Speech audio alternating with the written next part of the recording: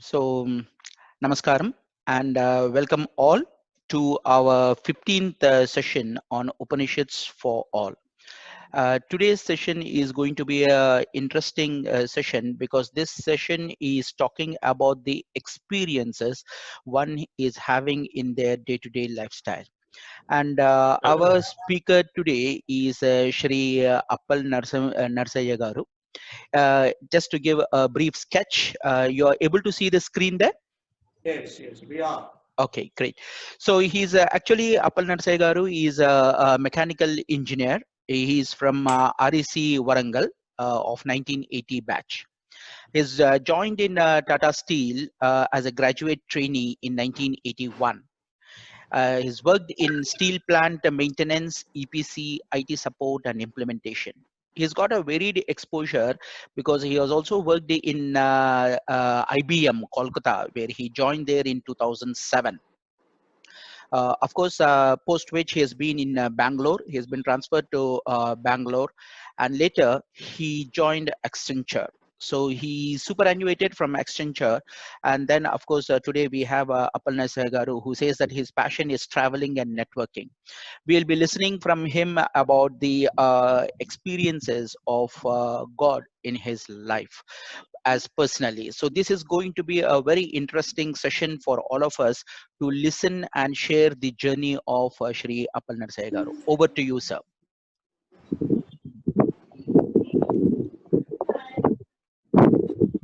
Yeah. So you will be able to share now. Okay, thanks. Can we maximize can we go to the slideshow mode? Yes, Dilip Garu, Yeah. now I am in slideshow. Okay. The moment you will share, you will have an icon there where you can maximize it. Yeah. So, can you hear me, Niranjan? Yeah, I Yeah, can yeah. hear you. Yeah. Wonderful. So, I've been, for the last, not 14, 7 or 8 sessions, I've been hearing all of you. And it has been truly a remarkable experience.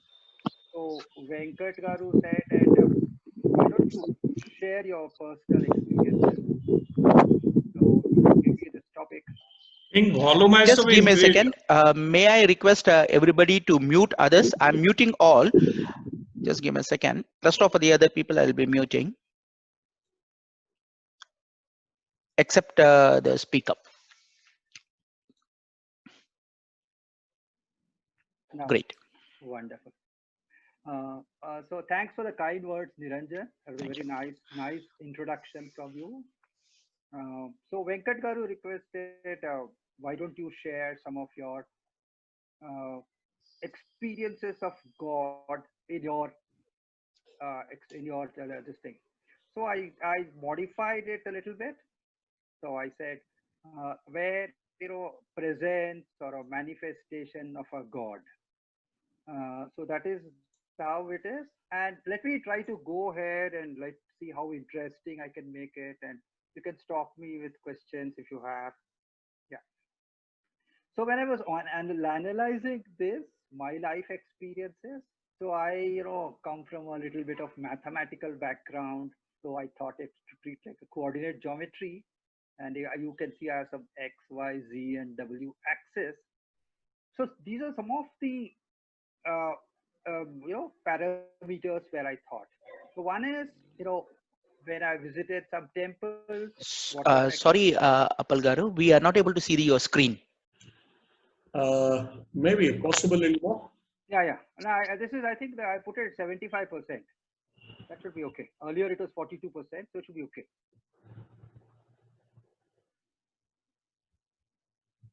Okay, go ahead, Apal. We are seeing the screen. Your introduction, your title screen, the page is there. Title screen is there. So I said this is, next screen, please. The second slide number 2. Yeah. So I was saying that I analyzed along 4 parameters.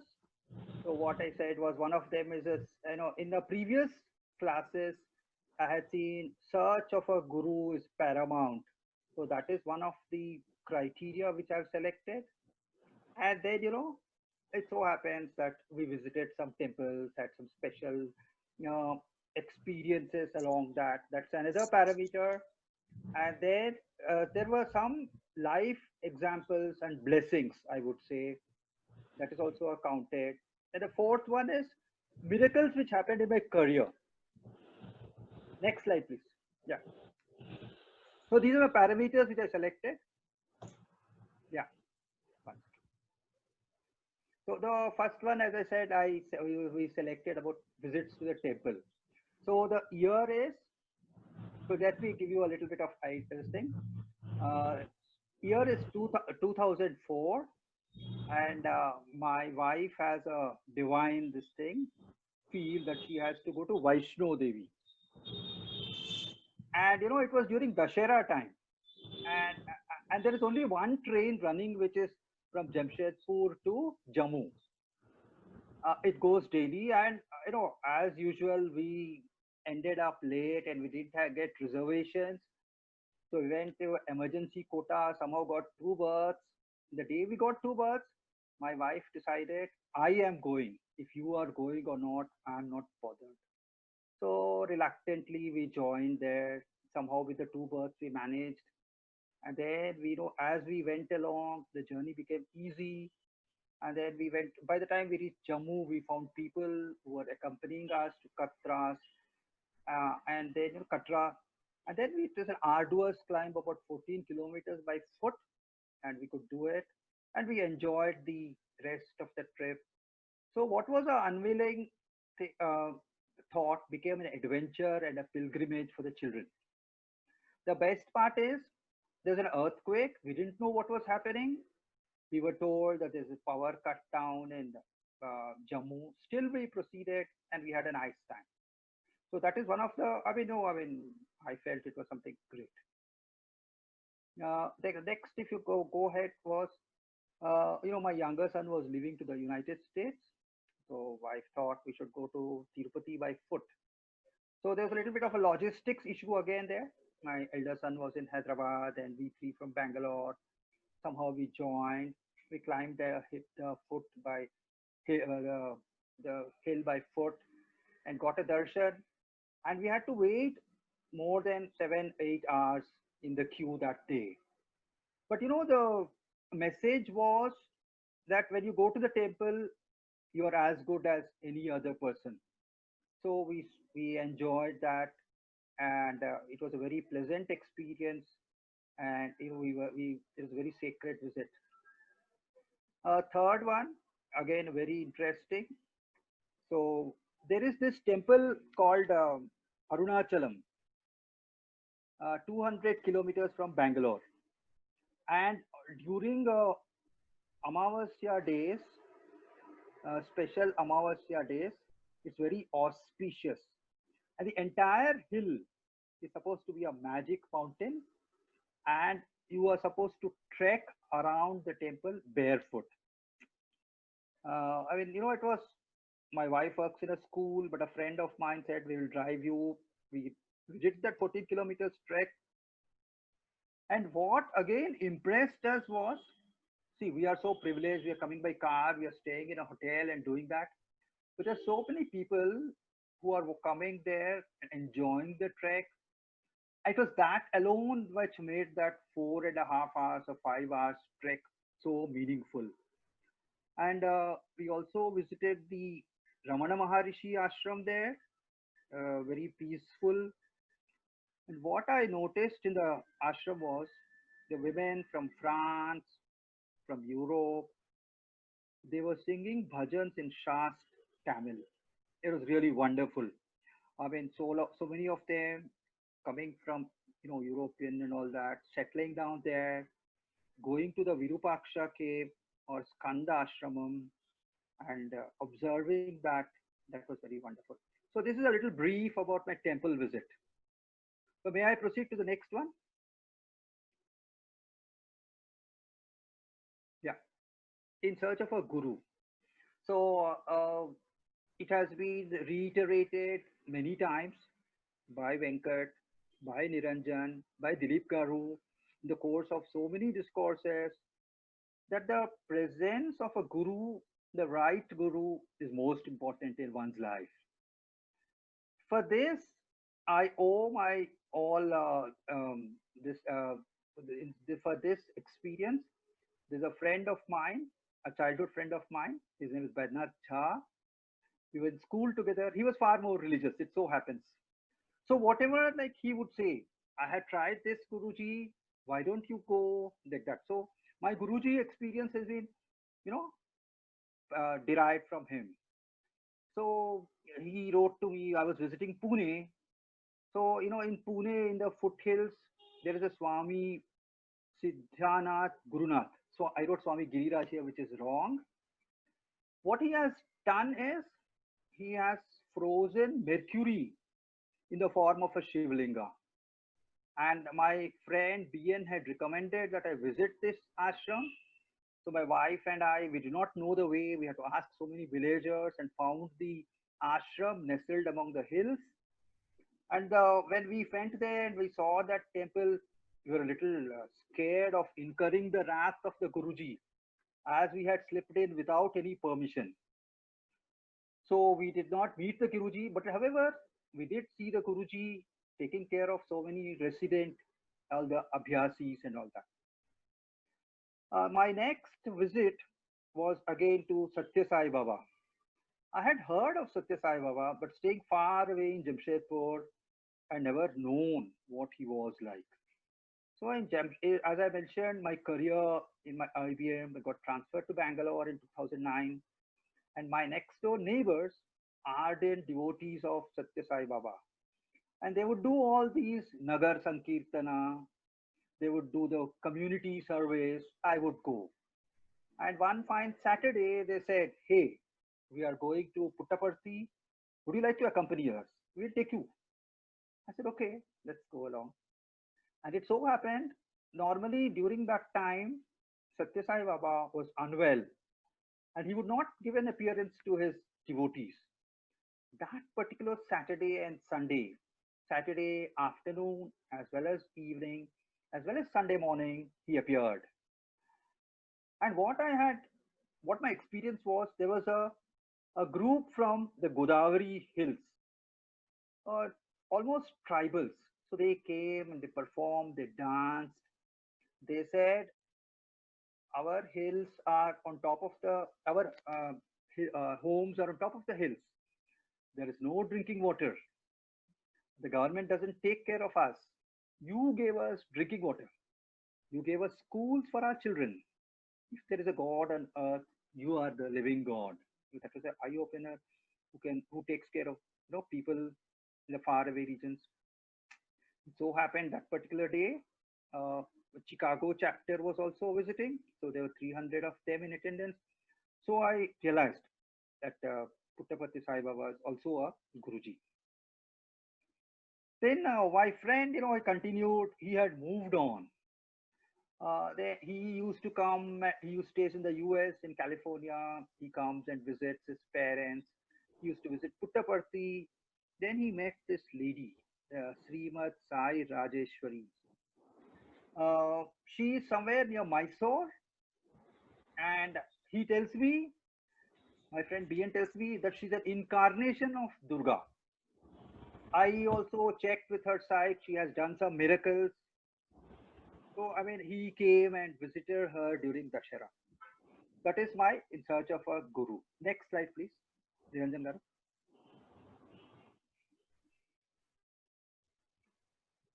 Yeah, sorry.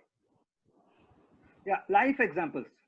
So this is life examples. This is, from my own personal experiences. So this dates back to 1975. I had just finished my schooling, senior Cambridge. And those days, there was no common engineering exams. So you had to apply to various colleges and you await their admission. So I had staying in Jamshedpur, somehow I did not get IIT.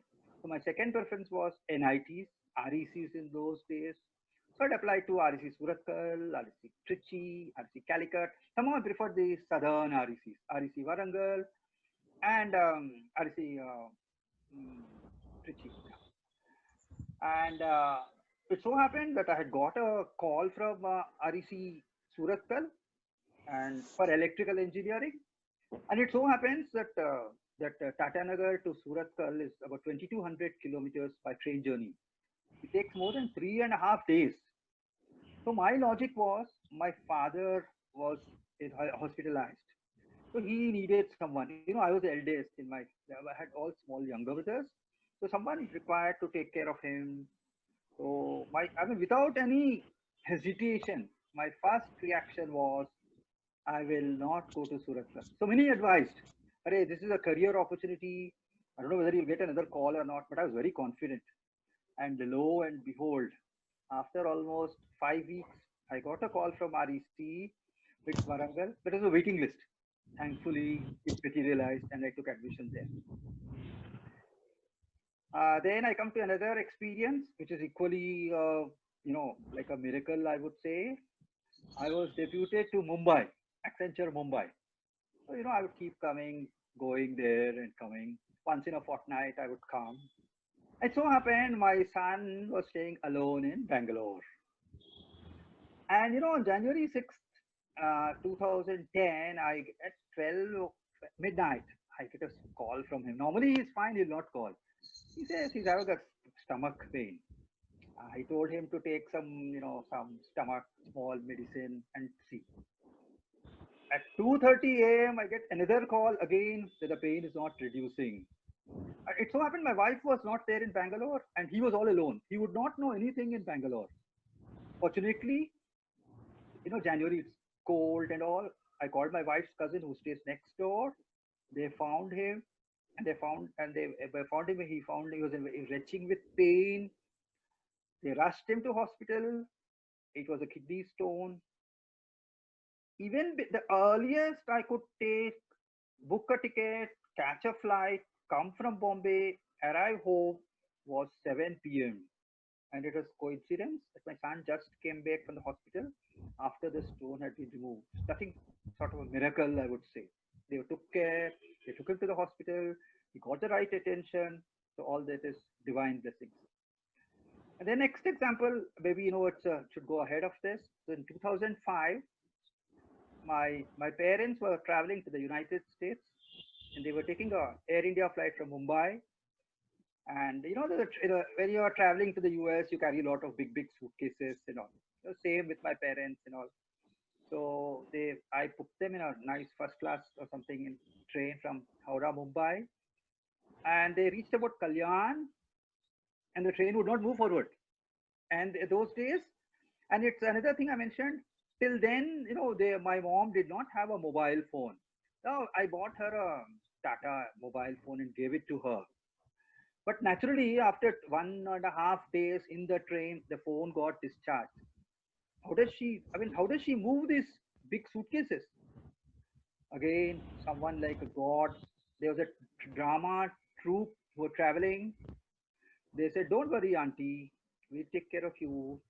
They booked a bus and all the oversized suitcases, they themselves put on the bus, and my parents were transferred. And then my relatives met them in Mumbai and they nicely got a flight after 7 days. Because I think, real life, I would not know how to describe them any other way. Next slide, please.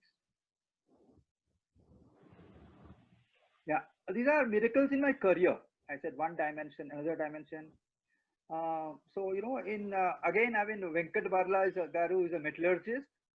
For some of the other engineers, I don't know how many of you know what a blast furnace is, but we in the integrated steel plant, a blast furnace for us is like a heart. The blast furnace produces pig iron. It runs 24/7. So, I was involved in the upgradation of a blast furnace. I was working with some contractors. And sure enough, to carry all these pipelines, gases and all, there are huge pipes, 1500 dia pipes. Now, how do you manufacture their pipes?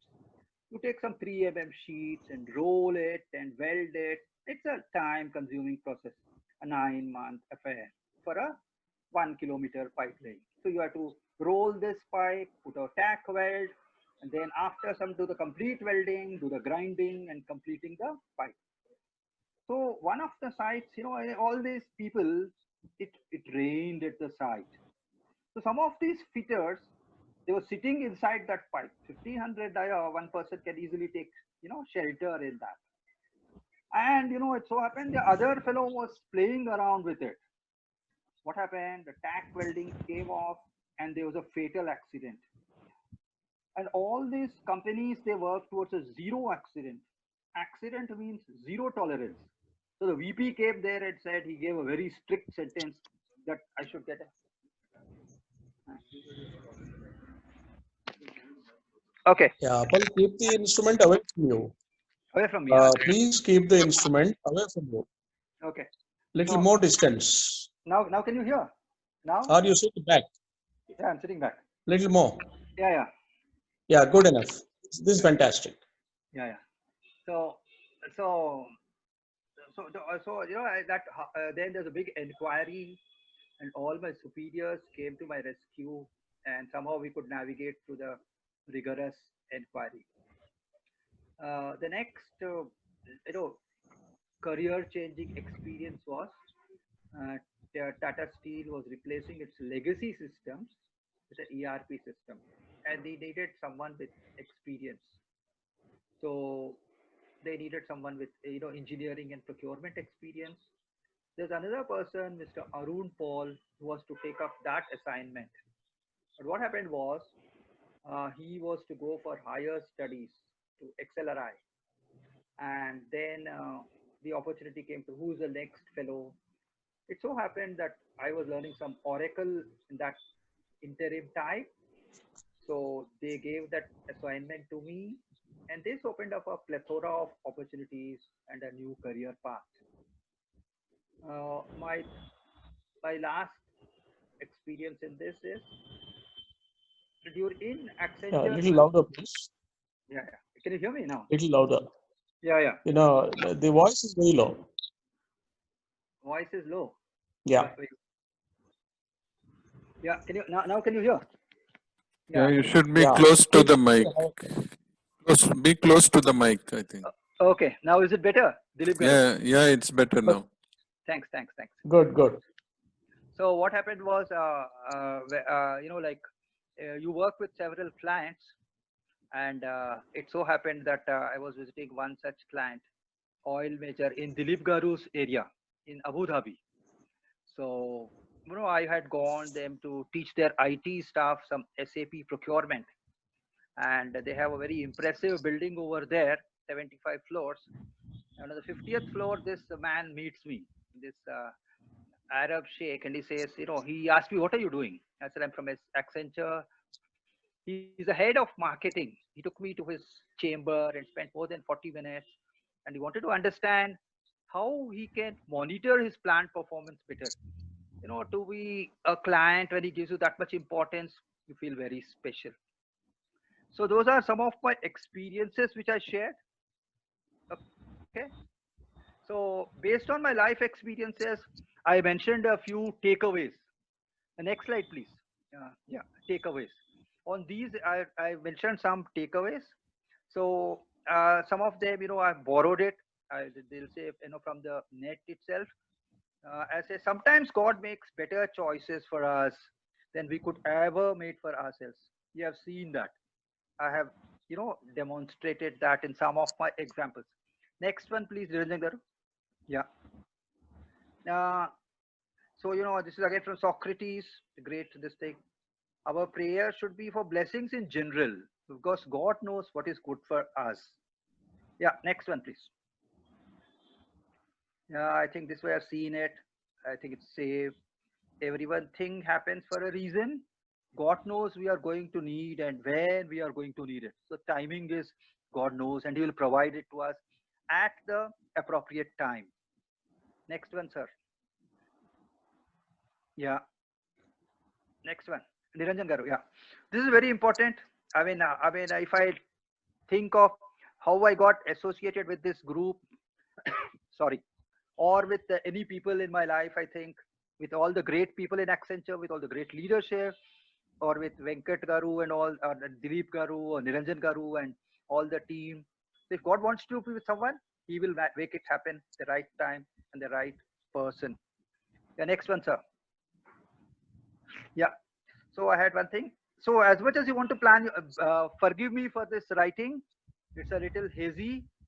As much as you want to plan, life has a way of surprising you with unexpected things that will make you happier than the originally planned. That is, you got God's will. Yeah. Next is, any questions still here? So I thought I have a little bit interactive session here. So I was trying to explain how, this is all my personal this thing.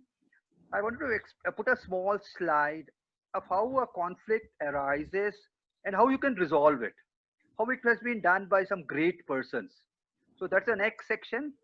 May I go ahead? Yeah, please. Yeah. So, I just took a person here. I just to for similarity, not to resemble anyone. I took a person here. It's a politician, let us say. So a politician may be having some personal beliefs. He has his party affiliation. Because of that, he is important. Otherwise, there would be no one. Then there's the state affairs, the national interest. So these are all inputs based on his beliefs, personal beliefs, his affiliation, and what is the state requires, a national interest. He has to make a conscious decision. That is this depiction. And if you go to the next slide, what I did was, yeah. So I just took any person. I took Sitara Yechury or just like that. It could be anyone else because he's a well-known figure, and I thought we could associate with him. And I tried to apply those principles. So his religious beliefs, spiritual learnings, he may be having something, how he has grown up, how he's brought up his parents, what school he has attended. He went and ended up, for whatever reason, joining up the Communist Party of India.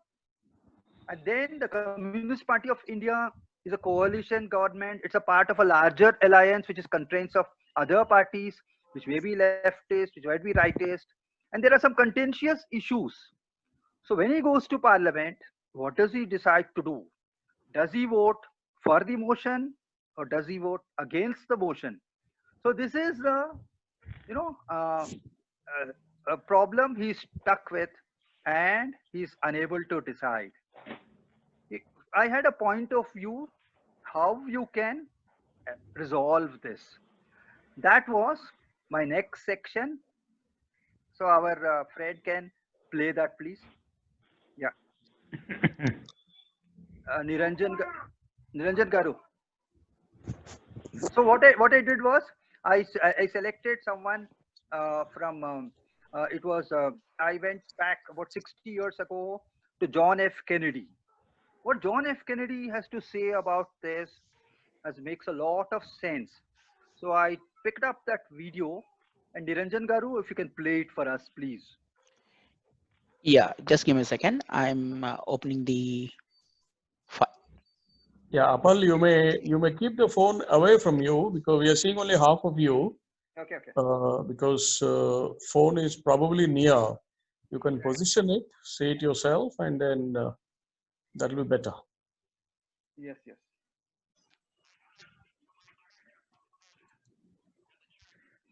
I think Apal can explain simultaneously because we are not able to hear the voice and also get any stuff out of the video. So better Apal explain the video.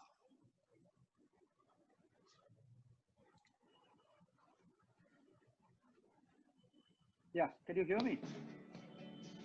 Because a little louder, please. here on my system, I'm able to hear the volume. It's on full 100%, but probably because of any technical issue or whatever, you're not able to hear.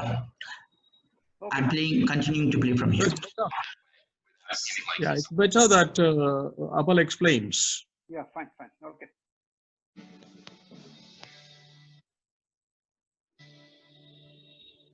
Yeah, go ahead, Apal.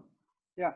So what Kennedy was saying here, so when Kennedy was the first Catholic to compete in a presidential election, because all the founding fathers were Protestants, Kennedy came across a lot of opposition. So what he had to say was, if he is a Catholic and he's running for presidency. And if he's not given a chance to run for presidency, then 40 million Americans who have been baptized will lose their option to run for president. And this particular measure will be seen badly by Catholics and non-Catholics. Further, he goes on to explain that today he's a Catholic and is not able to run. And then his brother has died in the Europe for fighting for liberty. Just because they are Catholics doesn't make them any way less in the upholders of liberty. He goes on to add that today a Catholic is running, tomorrow it may happen to a Quaker, tomorrow it happen to a Methodist. So what he's saying is, it should not be, and also he goes on to say, I am a Catholic, the church doesn't speak for me, the Pope doesn't speak for me. Similarly, I don't speak for Rome. Whenever America is faced with a crisis, whatever America requires, whatever is just for America, I will follow. And that he goes on to, in being a Catholic, he's the first Catholic president of the United States. And further, there's a commentary by other people who are speech writers for Clinton and Obama. So he kept, the greatness of Kennedy was, he was able to keep religion, state different. And he said, think not what I can do the country, but the country can, what I can do for the country. So he delineated everything completely. That was the greatness of Kennedy. That in a brief is an explanation. Venkat Garu. Hello. Hello.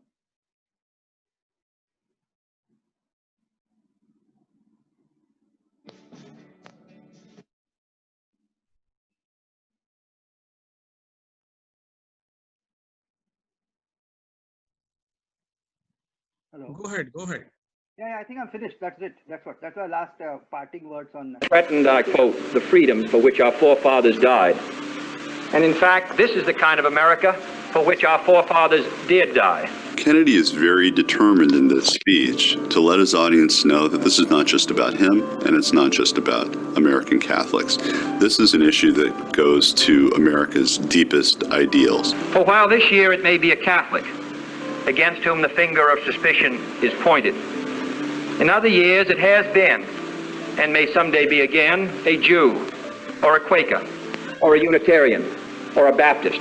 There's no doubt that that line, to many people in this country, also spoke to the civil rights challenges that the country was going through at that same time, and was part of a broader debate about tolerance in America. So the kind of things he was saying then made him a real leader. If this election is decided on the basis that 40 million Americans lost their chance of being president on the day they were baptized, then it is the whole nation that will be the loser in the eyes of Catholics and non-Catholics around the world, in the eyes of history, and in the eyes of our own people.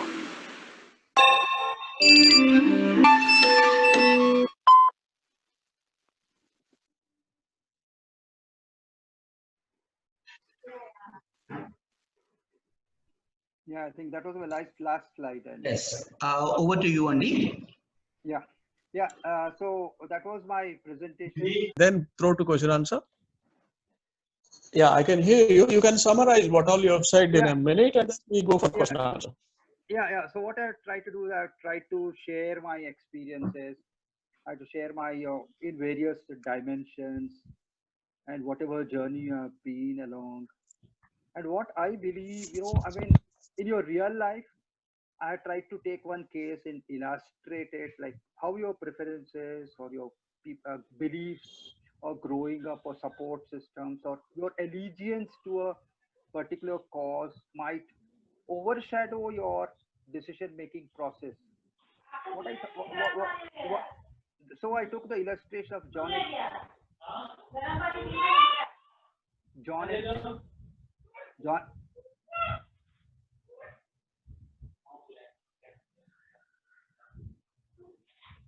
one of the greatest presidents of America who had a vision, and I tried to find something at how he would navigate through this problem and say the national interest is of paramount importance to him, whether he owes his allegiance to the Church of Rome or the Church of, doesn't matter. The paramount, I would always be guided by the interest of America. That's why I think that is what I would like to conclude on. Thank you.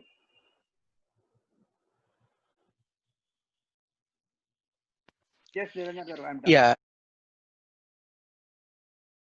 Thank you, Apal Garu. I think the core point, what Shri Apal Garu he wanted to share is the journey which we all experience from time to time at different points in time. Like he started his personal experiences way back from 1975. It was very nicely presented both in his personal journey where he has experienced because of his parents, the kind of challenges they have faced. And then he is traveling forward in from his personal and professional life. What are the various scenarios which he has gone through? And then when he's trying to connect these dots in search of a guru, what has happened? What are the kind of scenarios which appears to be as a blessing which is coming? Probably the words he has used is like miracle that is happening, which is no short of miracles. The connect is the conscious when it is driving, there is an underlying current which is going on and then working as a blessing. Now, do we call this as Parabrahman or the Brahman acting himself in the form of your choice God, whatever name or form you want to offer to him? So that is the kind of thought process which he has navigated through. And probably one kind of a interaction when I had with Shri Appal Garu, he suggested that we all face a kind of a conflict within us. For example, he has very nicely shared that if a politician is there, for example, he has taken as an example of a politician, it could be any of us. It could be you, me, we all face this kind of an issue where we have a certain set of thought processes or belief systems kind of thing, where I might be praying Amman or the other person might be, praying Jesus, or it could be Allah, or it could be Shri Venkateshwara Balaji or anybody. But then when you want to exercise your decisions on certain event or a situation, will this affect your decisions? Can it be in your personal life or it could be in your professional life? Is there a conflict that is arising? Is what Shri Appal Garu wants to pose as a discussion. Am I right, Andy? Appal Garu? Correct, very correct. So we want to have an interactive session and a discussion with the present participants here as a thought process. So the floor is open for discussion.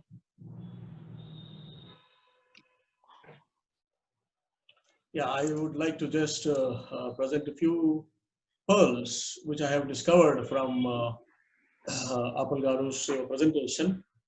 The one is that this presentation is most useful because of the fact that this is coming out of the life as it happens. The earlier presentations we all did was coming from the books, Vedas and Upanishads, which was a kind of a theoretical model. But then here is a person who has brought life back to us, and he has presented the life events, episodes, and the way God is felt in difficult or crisis situations, which he termed it as miracles. So such presentations are very useful because it is, after all,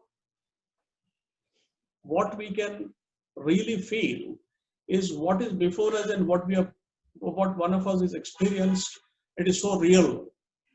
So therefore, more credibility to the every word that he speaks, because it's coming from the real life. So I would see a value in this presentation from the point of view that it is a real life case study. The second point that Appal Garu brought about is the Satyasai example. Satyasai was a person who proved that how the man can become God. We were God, we came from God, we became non-God because of our material pursuits. Then it is possible to re-engineering ourselves by living out our vasanas and migrate from the physical to the metaphysical, yet being in this physical world. That's what Satya Sai Babu has demonstrated, and the miracles that he had shown, the kind of life that he had, and the kind of followers he had world over in all the countries. So therefore, that is another beautiful message this presentation has brought to us, that we all can demonstrate our godliness. There is God in us, there is godliness in us. If only we can express it, like several people have done it in the past and in the mythology also, and also in this era. In the last 2000 years also, we have seen how several people have demonstrated that the divine in them can be demonstrated to the outward world, like Satsai Varu has done. This is a beautiful thing which is coming out from the presentation. I really enjoyed it. And lastly, the conflict as we live in this world, but as we would like to relate to the other world. So this conflict expresses itself in many, many situations, be it with John F. Kennedy or be it with me or you kind. Therefore, but in all these conflict situations, the solution is very clear. Conflict is only a perception that you and I perceive because of our ignorance. But the God in us has a very clear-cut solution.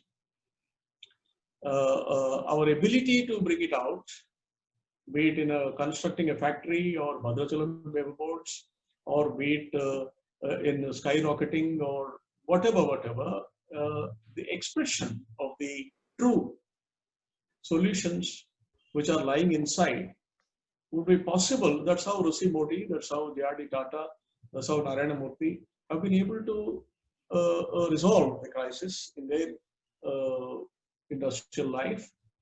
It is possible through the divine component. If there is no divine component, your own work will not lead you anywhere. This is a firm belief of even you talk of any great scientists. You talk of Newton, you talk of Einstein. Although Einstein in the beginning was more talking about science and whatever man did not know, he called it as God, he said many times. But then towards the end of his journey in life, he had confessed that there is a non-science beyond the science that I know. That were his last statements. Therefore, the humankind have time and again proved that the divine component is the thing which is moving this Charachara world. And these are all the presentations that we are making and proving again and again and telling ourselves, reminding ourselves again and again the role, the expression, the Maya, the thing that God moves. So we are grateful that today we have yet seen another beautiful presentation on the expression of God, particularly in the day-to-day life that Appal had chosen. And then his slides were great, and his presentation was good, and we look forward to more and more from Appal. Thank you very much. Over to you, Niranjan Garu, for the floor. Okay, so I think the floor is open for discussion and dialogue or questions. Please go ahead. Yeah, Surya Garu. One more incident I like to add. What what Appal has already presented. I don't know whether Appal did not want to add that, or he did not want to remember that. There was a major with Appal, and somehow you can say that he survived that incident, that accident, and that was all due to God only. Appal, you remember that?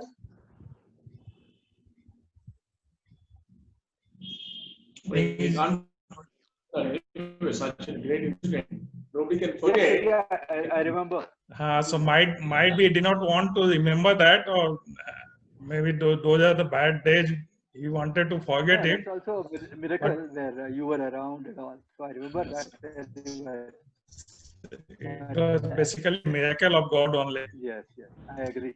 Yes, and it was a world, and we all survive because of God only. Where the God cannot help us, then we are all helpless. Yeah, I recall. So well Thanks done, Appal. Thanks a lot.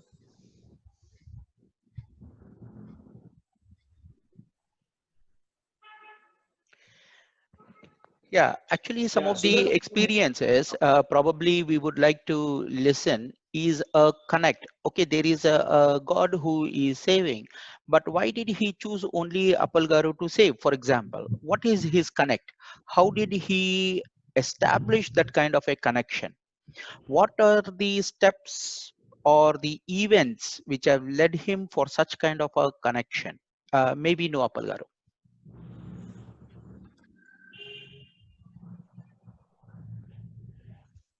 I don't know. I think, I mean, now that Surya has said, let me tell you a little bit about that. So it was a very horrendous accident. So, and then it was tough. But then, I mean, I had friends like Surya, and I had so many friends visiting me, so many people expressing their affection. They said you must get out of it fast. And believe me, there were so many people giving Reiki and all. So, and within 10 days, I was out of the hospital and I was walking. And that required one more visit, about 7-8 days. But I recovered very, very fast. I think the only thing is because of all the affection of all friends. I remember, I must tell you this, there were many days.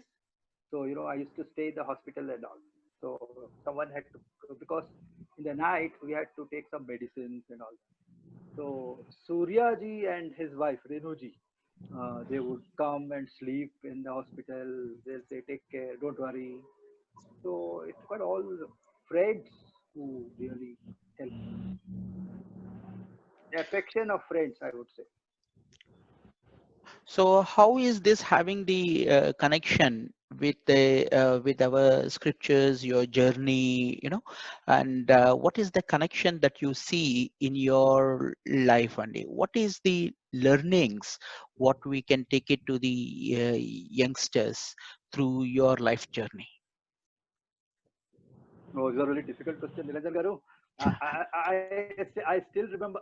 To now also, let me tell you, confess that I am not at all religious even now. Like even Surya was telling me some things about meditation and all, but I'm just the opposite. So I'm still in search of a God and such.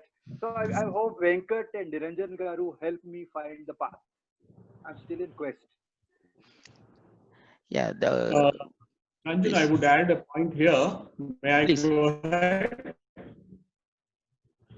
Yes, according to one mythological theory, according to scriptures, if we read through the discourses of several legendary scriptural people, what we gather is that why a person is chosen, why Appal is chosen in that particular situation. So that's a pertinent question.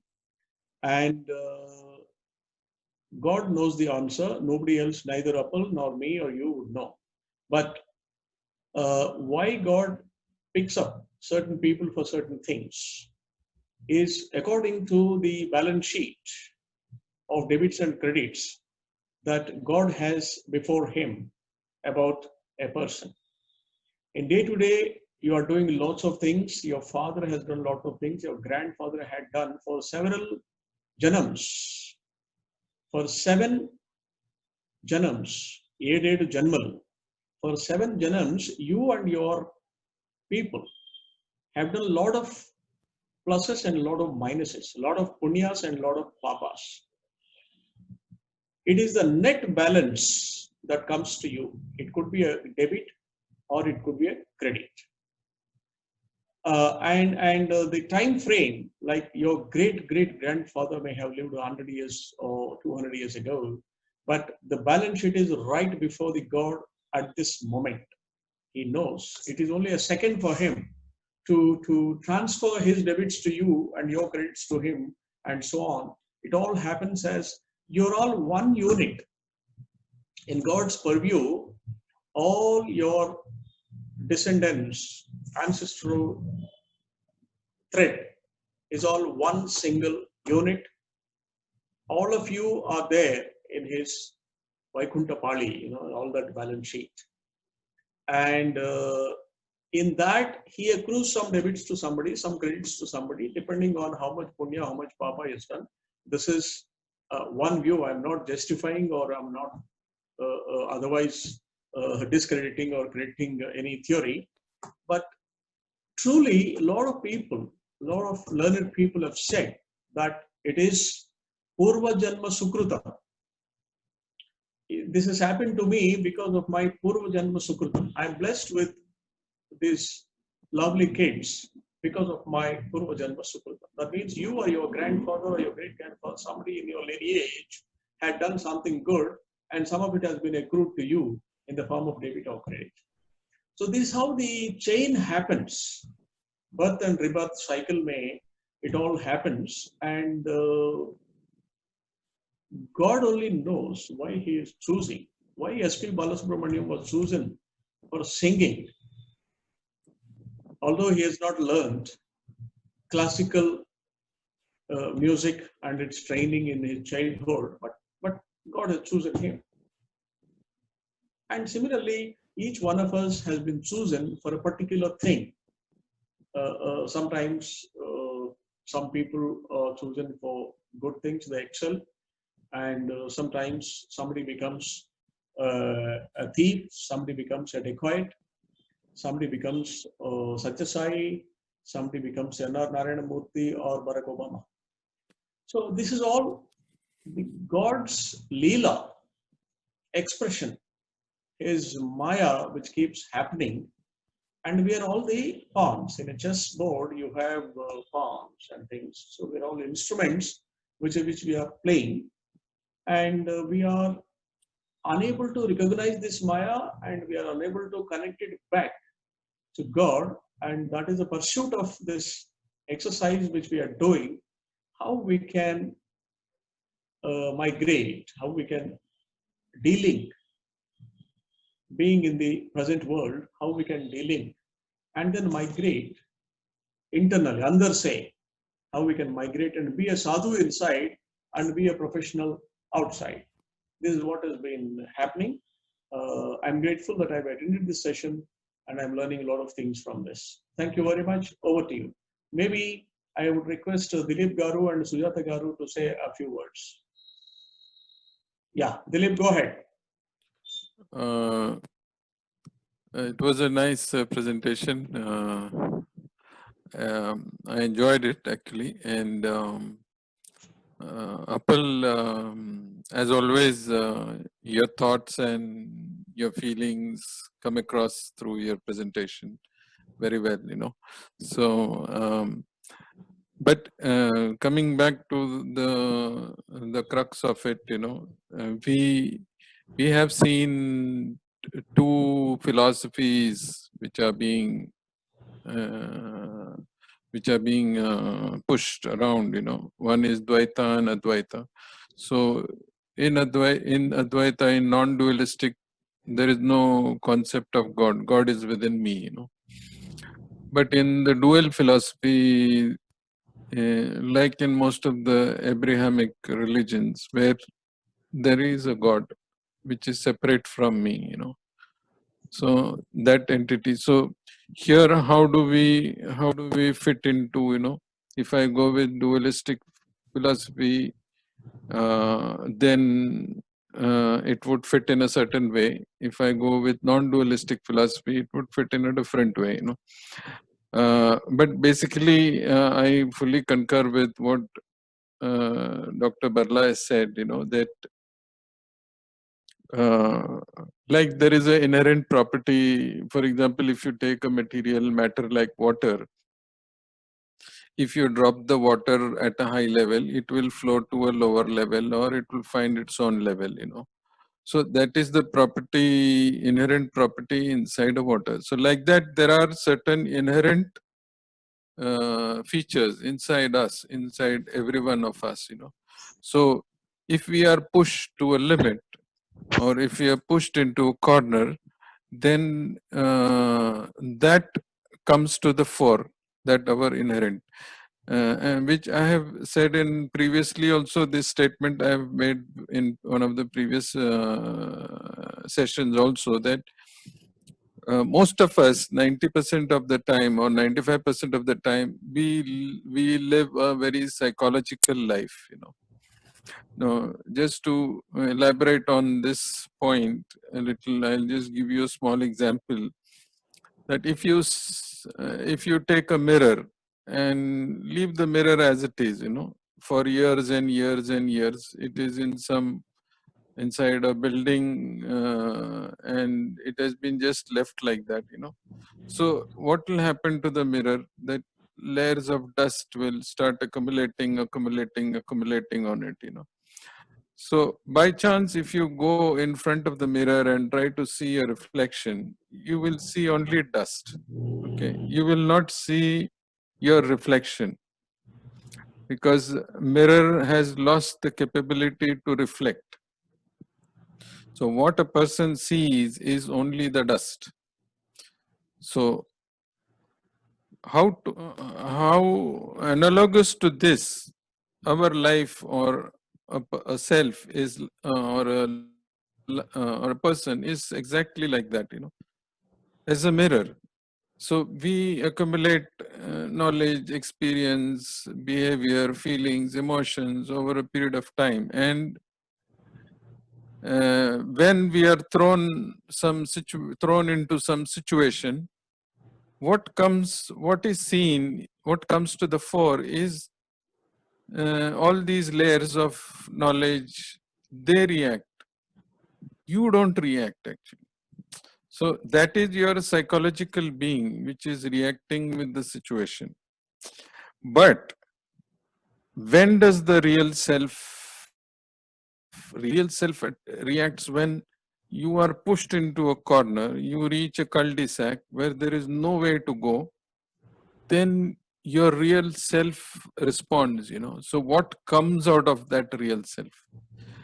And that is also an accumulation of intelligence, which is maybe someone could say that it is passed on from generation to generation. So there is an inherent or a nascent response, innate response within us, which comes to the fore when you're like, for example, this accident which happened in Kerala recently. The pilot at Calicut Airport or Kannur Airport or somewhere near there. So he landed and he was in a situation, you know. So, and in the last moment, all his trainings, everything would have come to a zilch, you know. So what would have come to the fore was what is his inbuilt, you know, thing, you know, what is his, what is inside him, basic, that would have come to the fore, and that would not have been enough to save him. But there was enough inside you, Apalgaru, which could save you. You know, you came out of that, and at that point in time, you don't rely on the psychological built up, all the dust which you have accumulated. You don't rely on that. You rely on something beyond that, you know. And that is where it comes to, and it comes naturally to you. Like it's natural for water to flow from higher level to lower level. It can't flow from lower to higher. It has to flow from higher to lower. So what came to you was your very natural response, like a child who is just born, you bring a flower to him, show him a rose flower. There is no dust in his mind, or there is no mind. Okay. So he will see the rose as it is. He will not see it psychologically. We will see it psychologically. We will classify that it is red color, the fragrance is like this. Even with our closed eyes, we will able to see the flower. But a child will not see like that. So what is important is that, like somebody, Sadhguru had said in one of his videos, that in villages, in rural villages in India, there are two types of bullock carts. One is driven by one bull, and another one which is driven by two bulls. So the one with one bull is very difficult to control. The one with two bulls is easier to control. So he equated this to a life, to our life. So two bulls means psychological life and your natural thing. So we get so identified with our psychological side that we think that that is me. Okay. We don't develop the other side. Everything is conditioned, right? From school, colleges, everything is driven towards driving us to live life as a psychological being, as a psychological life, because it has got a utility. I'm not saying now today if I have to drive car, I have to rely on my psychological side. I can't say that, okay, I will wipe out my driving skill, knowledge of the road, everything. It will become a nightmare for me. So I need the psychological light, but I should not get so much identified with it. The problem arises that when we get so much identified with it, we think that that is only me. We don't develop the other side, So what today's education system should look into developing, not only the psychological side, that there are certain repetitive things which I need to do. I need to do those things. But there are certain things.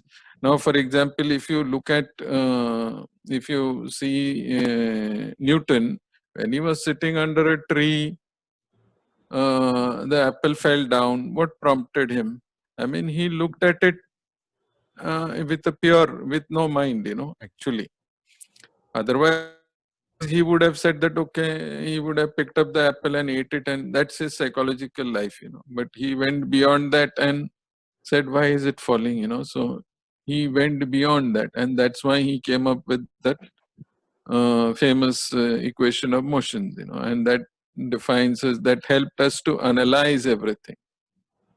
So the psychological mind knows good only to analyze, but the other side of it, which is very, very important, which will develop how to synthesize things, how to aggregate things, and how to put together things. That is what is more that is what is more about. So the balance is required, and when pushed to a corner, what will come to your rescue is the other side, in some professions. Now, like if you go into military, or if you go into commercial flying aircraft and everything, there they want to kill your natural side. They want to enhance the psychological side, because for everything there is a standard operating procedure. There is no scope for exercising your natural skills. So the mind is conditioned like that one, if I am a subordinate, I cannot refuse the order of my boss. Or if some standard operating procedure is there, I have to follow it, and I cannot deviate from that. Same way, if some fighter aircraft pilot is flying, so there are some specific way in which he should respond to situations. So they have defined the situations and they have defined the response to those situations. So all he has to do is follow it, So they don't want to leave anything to chance, the chance within quote, So that chance is what is your natural response, So when when we get into that kind of a mode, then we should be thinking without the psychological side, but more on your natural side. That is what is more godly. I mean, if I have to use the phrase godly, So I think I have spoken too much, I think.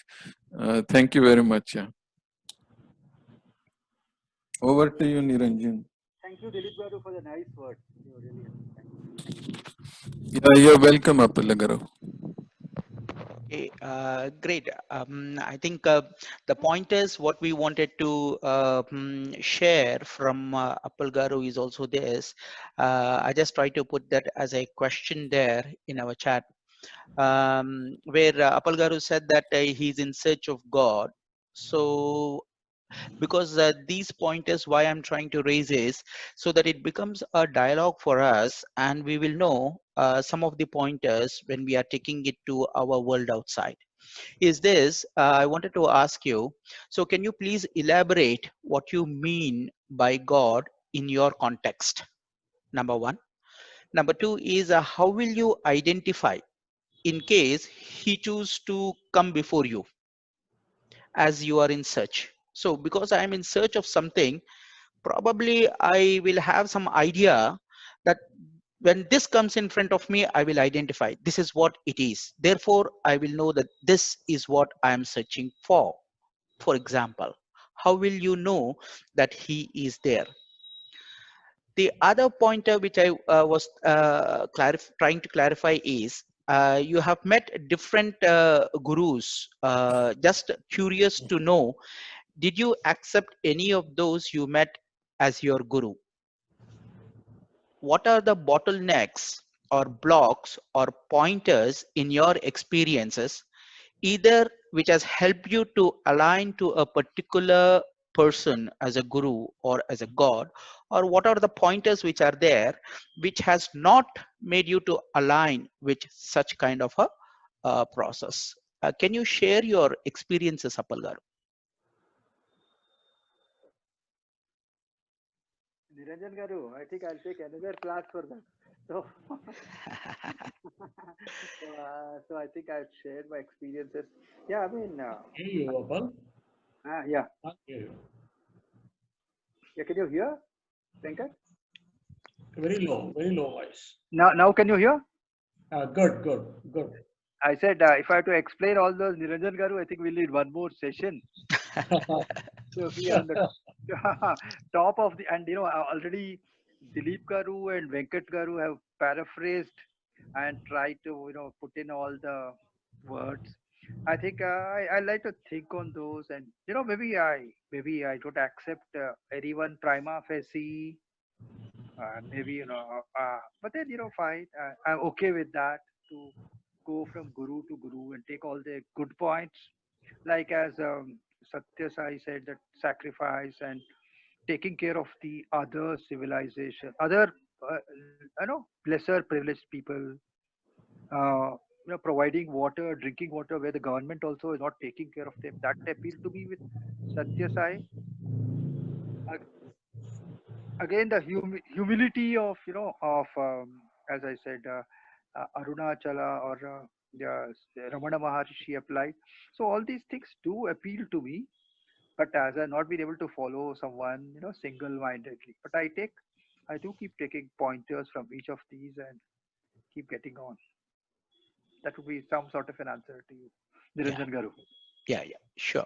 Because I'm only trying to see if any of these thought processes can help you take your journey forward and in those directions. That's my Yes, only pointer. Nothing beyond agree, that. Nothing beyond. agree with you. Wonderful. Yes, Yeah, yes. so nice. Thanks. Thank you. Thank you. Appreciate it. Yeah, Niranjan Garu, I think your questions are very inspiring questions you have asked, and I have some reflections on your question, although again, I tend to speak, but then it is time that we share this particular view.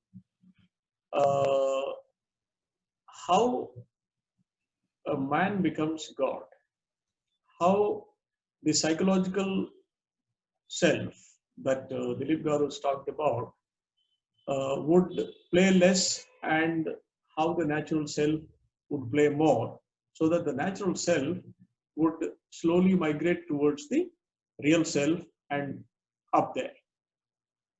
Now, this question is baffling me, and then this question is baffling everyone else, that we are so much caught up in the physical world, day-to-day world, but uh, how to balance and then tilt towards the natural and then real self and Brahman and so on. I have a mantra, I have a feeling which I have not read anywhere, but I manufactured this thought myself in my mind and I've been practicing in my life. That is, when you are dwelling in this day-to-day world, this day-to-day world will ask you to be corrupt, to cheat,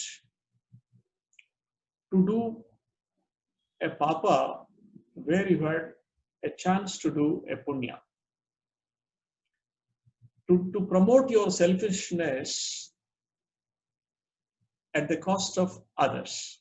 So these are the things that we are doing in our day-to-day life because we believe that we have come here to do these things, and I accumulate wealth, I accumulate power, and as a salvation to the papas that I do, I keep some money in hundi, Balaji hundi, so that all my papas are wiped out.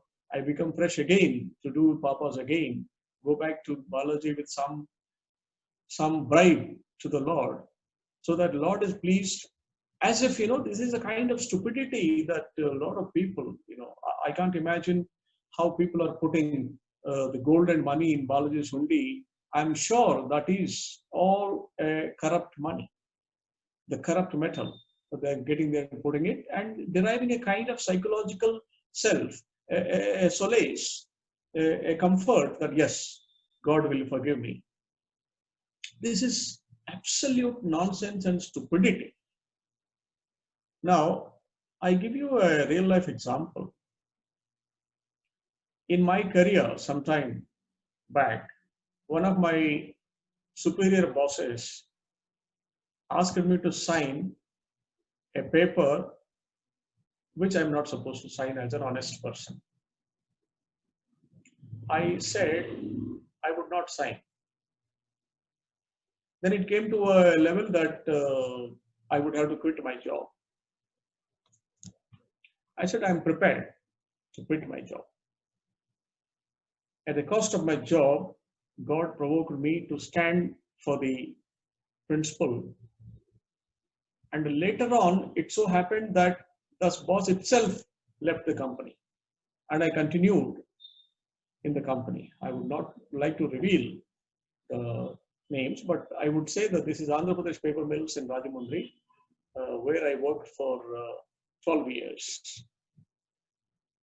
So therefore, since you are not able to withstand these situations, you succumb to those situations because they give comfort. When you take a bribe and take that money to your wife, the whole house is illuminated that day. Your wife is so pleased. Then, you go to Tirupati and then for that money which has come to you, you put big pujas and big things. This is how the man is living. I have come out of that living. I left the corporate life at the age of 50, I think 48. I decided to quit a corporate life, a plum job, director of marketing of an international company, a World Bank project. I had quit and I've become a teacher because. So this kind of, the people who would like to live their self would need to resist the pressures that come across to you in this day-to-day life.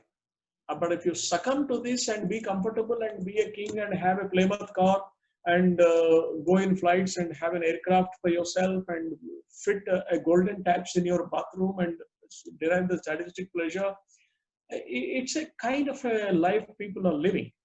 But many people, a lot of my teachers today, and your teachers also, have taken a different life altogether. They hate money. It's very difficult to accept this statement that they hate money, they hate power. They are proud of being teachers. They're proud of being teachers. So it is possible to live a natural life as against a psychological life if at all you are firm and decided, I would like to have this kind of a lifestyle. It is possible. Now, once you maximize your natural self, then you have opened gates for acquiring, understanding your own self and understanding your further superior self, Brahman and Parabrahman.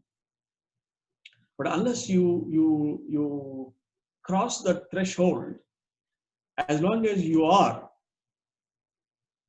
completely drowned into this day-to-day world, the papas, the things that, they don't consider that as papa at all. Okay, for this good favor that I've done, he's giving me some money. What's wrong in that? Let me keep it in my almirah. Okay, get more, bring more, no problem. That's how the tahsildars, the revenue officers, we are seeing in the videos and in the TV, that an ordinary clerk in a revenue office has got a 10 crores property, which I don't have after 40 years of service. They don't consider that as papa at all. They don't consider as God's blessing.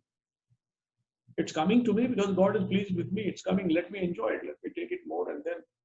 So it is, so let us, if at all those vasanas are there in any of us, let us leave out. And if we decide to sacrifice the pleasures of this papistic world and be a clean and ordinary a person, then you are chosen. Why Appal was chosen? Then you are chosen. You are chosen and you will discover God and you will do all kinds of things. So it is a choice between how you want to be on the left side or right side. So the righteousness or the materialistic thing, and slowly migrate towards the righteousness. Thank you very much.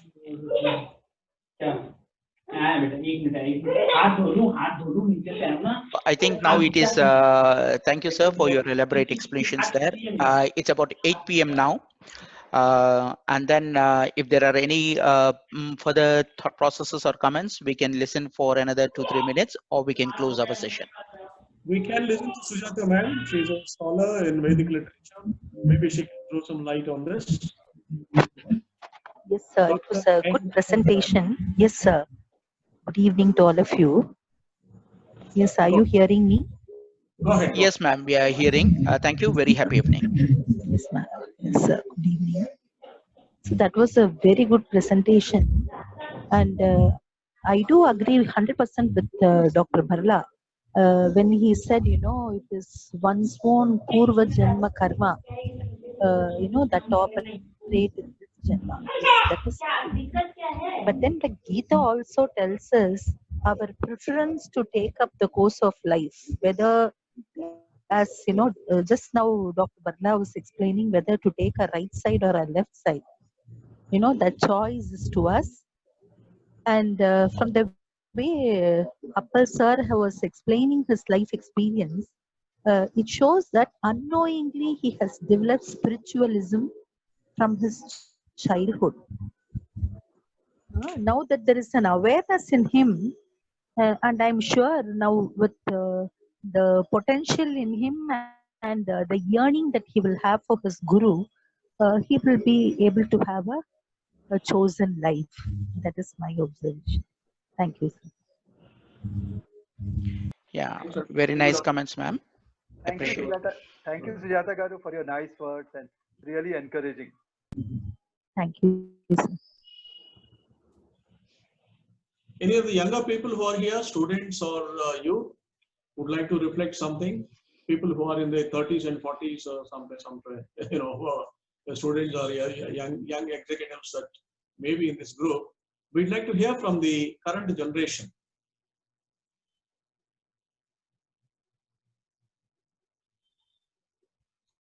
Any of the young people who are around here? I don't know how to see who's young, and everybody's young, everybody's old anyway. But then Pandey, namaskar, aap kuch sir बोलो boss, कुछ बताइए. सब ठीक है sir, बहुत अच्छा लगा कम से कम आप लोगों के बीच में आके. It is a good presentation by Appal Garu, and your comment is quite nice. Thank you. I think once before also that story which was there, that I forgot the names actually in the story, but it was when we were discussing on Chandogya Upanishad about, I think it was Shri.K.Ketu or I think it was Shri.K.Ketu. He was sent to, the Guru gave him 100 cows, and told him that you go to the forest and make it 400 and come back. So that is using his natural intelligence, that how would you survive? You push the guy in a corner or push the student in a corner and tell him, okay, go on your own, go into the forest and make this 100 to 400 and then only you come back. And then your further studies or your further training goes on, and he comes back, because there is no person there in the forest to talk to. So from where he can gain the so-called knowledge, acquired knowledge. So all what he has to do is he sees around and his natural response to that, and he would make the number grow from 100 cows to 400 cows. So I think the solution lies in the way we have structured the society and the way we are going ahead with it. The emphasis on the leading a psychological life has to be little bit toned down. I'm not saying remove it altogether, but little bit toned down and give more emphasis on developing the natural talents of a child. See, first of all, identifying natural talents of a child and then asking him to use those natural talents and then there are some extreme examples like Shakuntala Devi, like Ramanujam, like their talents, even though like Ramanujam was working as a clerk in some office, some decrepit office, but he was able to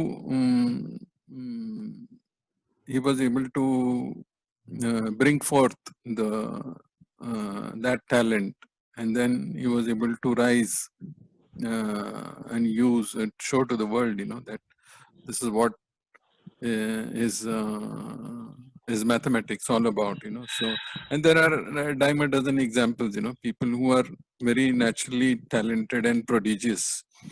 So one needs to either self-identify, or you need to have good gurus around you who will identify your natural talent, like Barla Garu had said about S.P. Balasubramaniam, without any natural, and there are many more, A.R. Rahman is there, and then S.D. Burman was there, R.D. Burman was there, the musical field, like that. In every field there are people who excel or who are able to exploit their natural talent to make a living.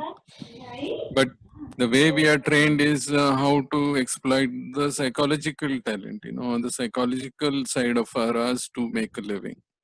But we are not geared towards exploiting the natural side to make a living, because society does not welcome it, or even it takes a hard way or a tough way to reach that position.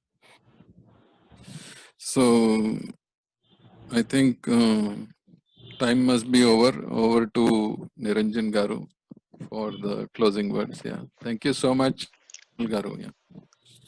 Yeah. So, Dr. Venkat Garu, you have any other thoughts or comments before we can give our closing comments?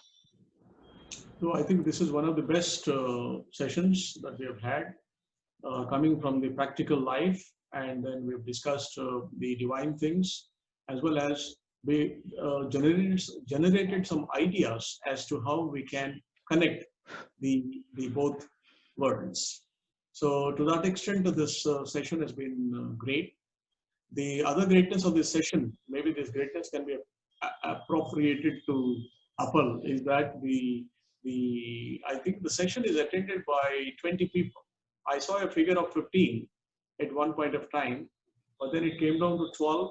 Later on, again increased and so on. So, but then the head count, if one had seen, it could be between 15 and 18, which is the largest number of these recent times. So that way also, it's been a great session, and thank you, Appal. Thank you, Appal, for this wonderful session. You brought out a real practical and pearls from the life experience. That's where we were trying to do it, and the Dilip Garu's comments have been wonderful. Particularly, what is fascinating about Dilip Garu's observations every time is the examples that he gives us. The mirror example today has been a fascinating thing. I mean, nobody can forget the lesson if he remembers a mirror. That kind of things Dilip Garu has been able to, because of his training and his association with great people, has been able to create a fund of this divine knowledge, and we are benefited week after week with his thing. Similarly, Sujata Madam, being a scholar, a Vedic scholar, a Sanskrit scholar herself, every time she brings up good points. And of course, Niranjan Garu is there as a bridge between the youth and the other world. So it's been a team. We are building a team, and week after week, good things are coming up. So thank you very much for this opportunity. Over to you, Niranjan Garu, for growth. Yeah, thank you. So I think one of the good takeaways for me from Appal Garu, though he says he is in search of God, is this, that I believe he has already found his God. He is realizing it in various forms. The first way he has already identified his God is in the form of his parents.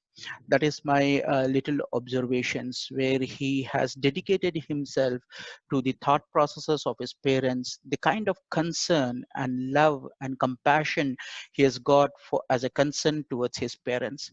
That is his one of biggest findings as a God. Parents are your true gods. They are always there with us. This is one of my observations in his presentations. Probably the parents are already there with us as our gods, as our Parabrahman, the guiding light which is already there, the innate light which is there within our families, which we need to recognize that they are there with us always, through thick and thin, through difficult challenges, whether it is an accident or whether it is a kind of a transformation which is happening, a transition in our lives, in our personal lives or in our professional lives. Appal Garu has already experienced such kind of wonderful things in his life. So there was a good learnings which are there through his practical experiences in his personal and professional lives. So appreciate for this particular presentation of Shri Appal Garu, and thank you so much for your presentation. Before I could close the session, Sujata Garu has raised her hand, and may I request her to share her comments. No, I just want to say they are the living gods, sir. You're absolutely right, Parents are the madam. living gods. You're absolutely right, madam. That's what I was sharing with Appal That Garu is the also, that reason I he was has. also telling him. That's the reason I told, as I gave a remark for his presentation. I said it is imbibed, spiritualism is imbibed in him right from his younger age. Only thing he has not realized that it is, something like that is something that he has to, but then it has been embedded in him by his parents. Yes, you're absolutely right, ma'am. So the thing is, it has to come to the conscious awareness how these things are happening. It has to come to the conscious awareness, and it has to stabilize in the conscious awareness that this is what it is. Once it stabilizes, only then we start experiencing the Parabrahman at a higher level in a very regular life, in a very normal life. So that's what we have seen in Appal Garu presentation. And thank you all for your patient listening, and fantastic. Hopefully we would have learned and shared some more experiences. Coming week, we will have another wonderful session on the similar kind of a topic, where the presence of God in our regular lives, how we take it forward to next level. Thank you all. Have a good day. Take care of your health and be blessed. Thank you. And Niranjan Garu, one small word. Chapandi. Niranjan Garu, Venkat Garu, I think I must confess, that I was not prepared for making a presentation like this. So Venkat Garu said, why don't you do it? And then when I was making it, I went through, and I really appreciate the inputs when I was from Niranjan Garu and Venkat Garu. So I just went along those lines and created. And thanks for all those kind words from Sujata Garu, Surya Garu, and all Dilip Garu. So it was really wonderful. Pleasure presenting and expressing in front of all of you. Thanks a lot. Thank you. Thank you, everybody. Thank you, Good Andy. night. Thank you. Good night. Good Shubhrat. night. Bye-bye. Thank you, sir. Night.